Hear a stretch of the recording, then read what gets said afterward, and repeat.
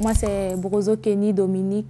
Je suis originaire de la Côte d'Ivoire, donc ivoirienne. J'ai eu ma licence en droit des affaires et fiscalité au pays.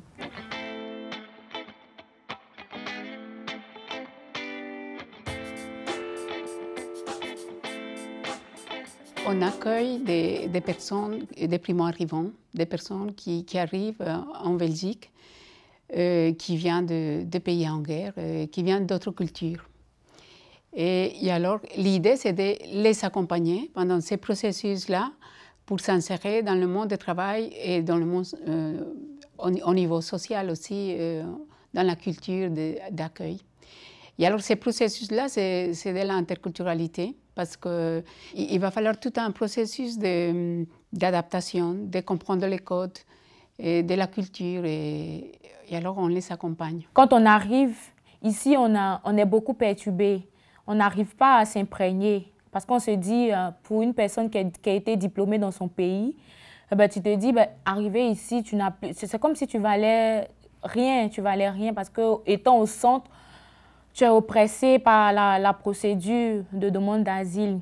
Et quand tu viens ici à la formation d'AFICO, là, on t'apprend à avoir confiance en toi.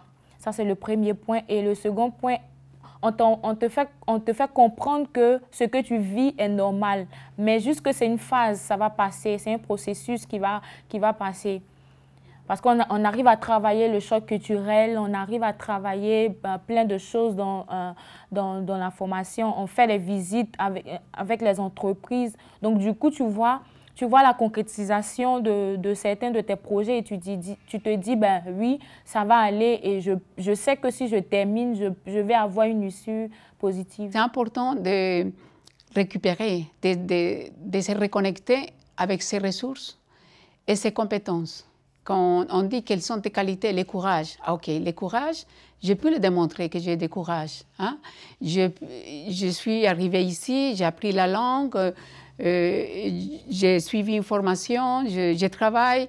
Alors il faut de l'endurance et du courage pour faire tout ça. Et je pense que ça peut les mettre en avant par rapport à notre candidat ou une autre candidate, de dire je peux m'adapter, j'apprends vite. J'ai une bonne attitude, j'ai envie d'apporter au pays, j'ai envie de contribuer, Moi, mon meilleur souvenir, je dirais, c'est le jour où il fallait se mettre au milieu et tu avais un papier derrière ton dos. Et chaque sagesse, tes amis venaient écrire tes différents, je vais dire tes compétences, ce qu'ils pensaient de toi. Et franchement, moi, quand j'ai pris ma feuille, jusqu'aujourd'hui, je l'ai dans ma chambre. Quand j'ai pris ma feuille, j'ai regardé, mais j'ai dit, non, je ne savais pas que j'avais ces qualités, je ne savais pas que je dégageais cela autour de moi. Parce que, franchement, c'est chouette de savoir qu'une personne qui est pareille comme toi te dit, tu es courageuse, tu es battante. Notre objectif, finalement, c'est qu'il devient autonome. Et elle-même, elle a mis en place tout son projet.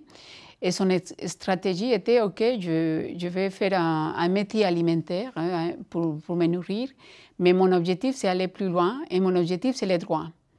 Et maintenant, elle est aide familiale, elle travaille mi-temps, elle étudie les soirs. Alors, je pense que c'est un bel exemple de ces combativités, c'est l'esprit combatif.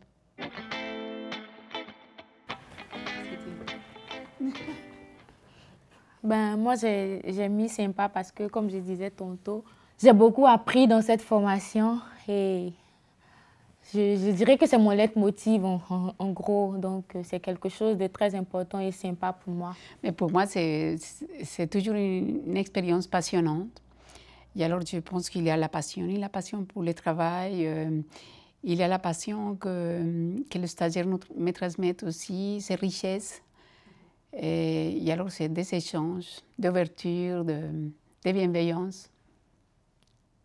Je vais juste ajouter un petit mot pour dire que je retiens de toute cette aventure que vouloir, c'est pouvoir.